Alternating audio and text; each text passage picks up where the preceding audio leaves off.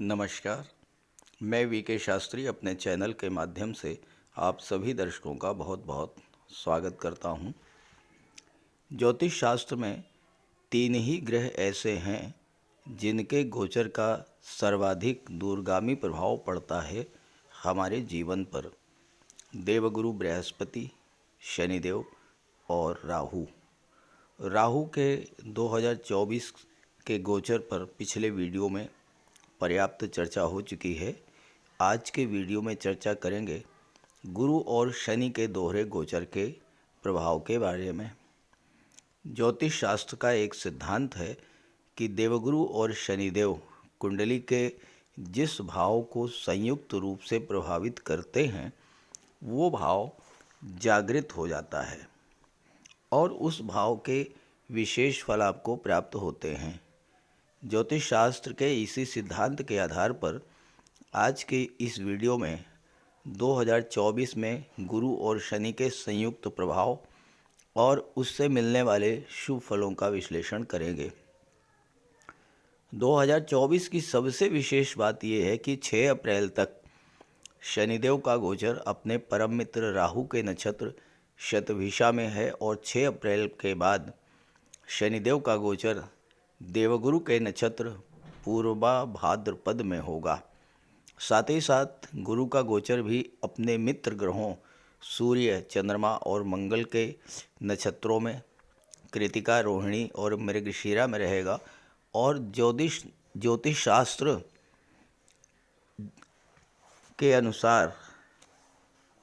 शास्त्र के सिद्धांत के अनुसार गुरु और शनि दोनों ही आपको विशेष लाभ प्रदान करेंगे।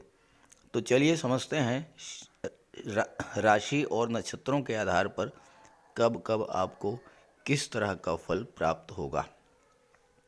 ये विश्लेषण आपकी चंद्र राशि के आधार पर किया जा रहा है, यानी चंद्रमा आपकी जन्म कुंडली में जिस राशि में गोचर कर रहे हैं वही आपकी चंद्र राशि होगी और उसी के आधार पर आपको इस वीडियो को समझना है।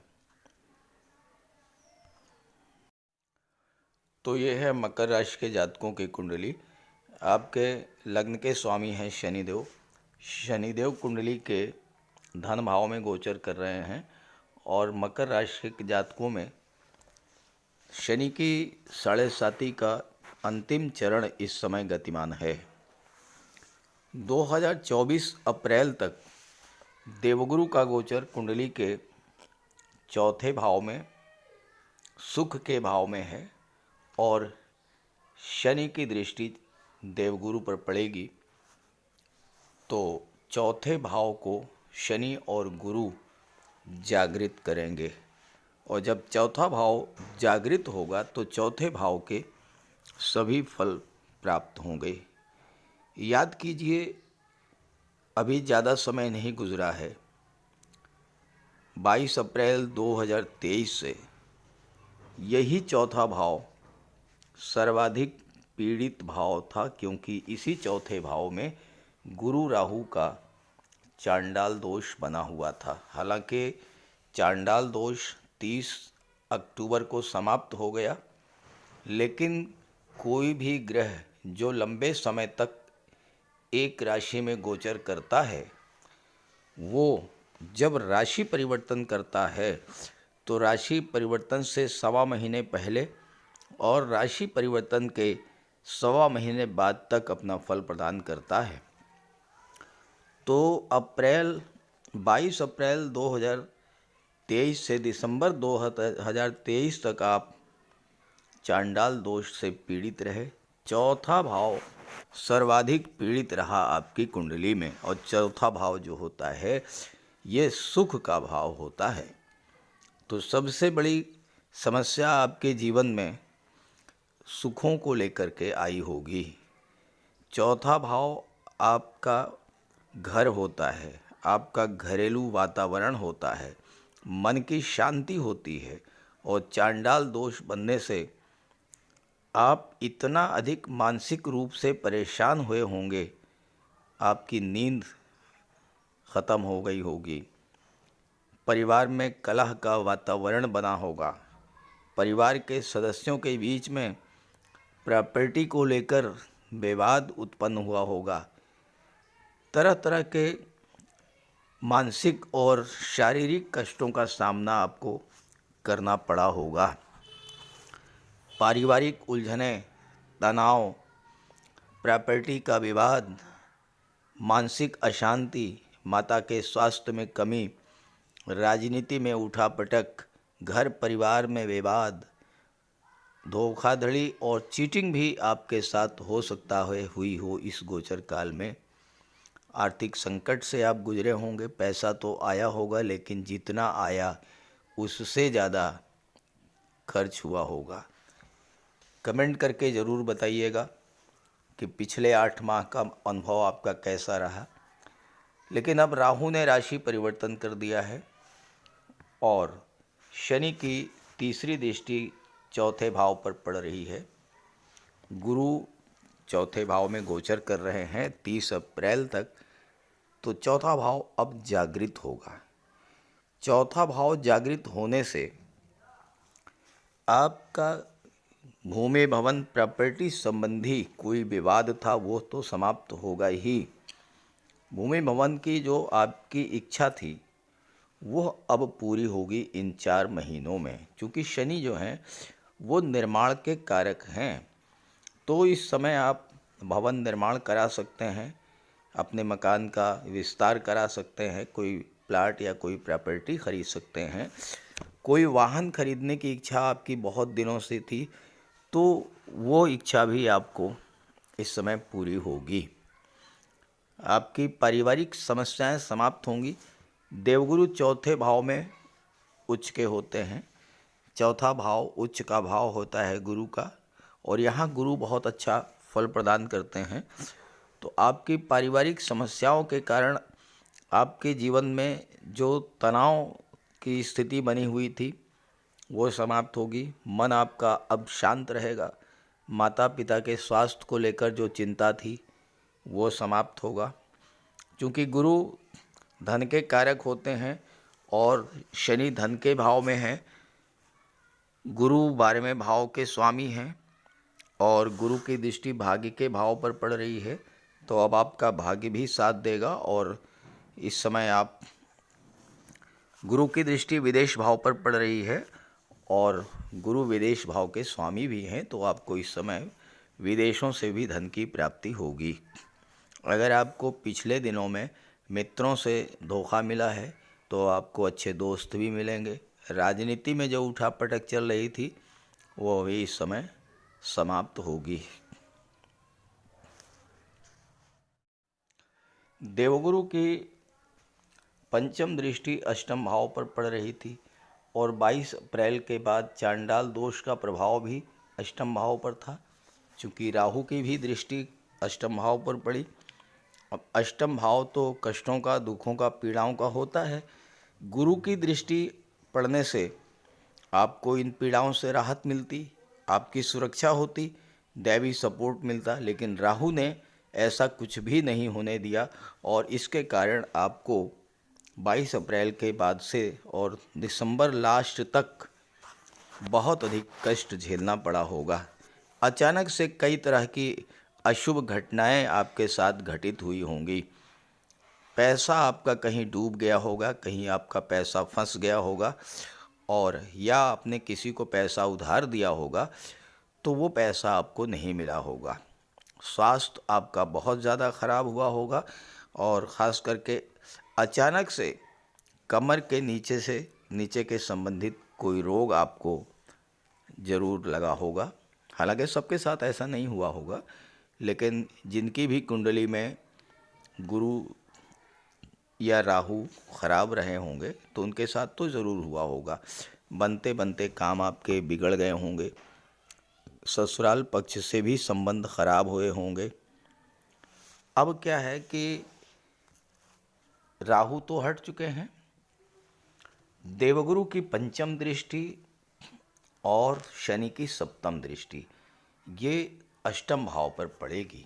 अब शनि जो हैं वो अष्टम भाव में कारक होते हैं और गुरु अष्टम भाव में जब दृष्टि डालते हैं तो आप पर ईश्वरी कृपा की बरसात करते हैं। तो पहला काम तो ये होगा कि अष्टम भाव को ये जागृत कर देंगे। अष्टम भाव आपकी आयु का होता है। जब अष्टम भाव जागृत होगा तो आपकी आयु में वृद्धि होगी। जो रोग बीमारी आपको लगी हुई थी उससे आपको राहत मिलेगी। जो काम आपके बिगड़ गए थे वो बनना शुरू हो जाएंगे। पैसा जो आपका डूबा था वो आपको मिलना शुरू होगा। क्यों? गुप्त धन की प्राप्ति होगी। कोई प्रॉपर्टी, पैतृक संपत्ति मिल सकती है, वसीयत विरासत से धन मिल सकता है, लॉटरी से, शेयर से, इंश्योरेंस के क्षेत्र से आपको पैसा मिल सकता है, ससुराल पक्ष से आपको धन मिल सकता है, और साथ ही साथ इस समय आपके विदेश जाने का भी प्रबल योग बनेगा। क्योंकि गुरु की दृष्टि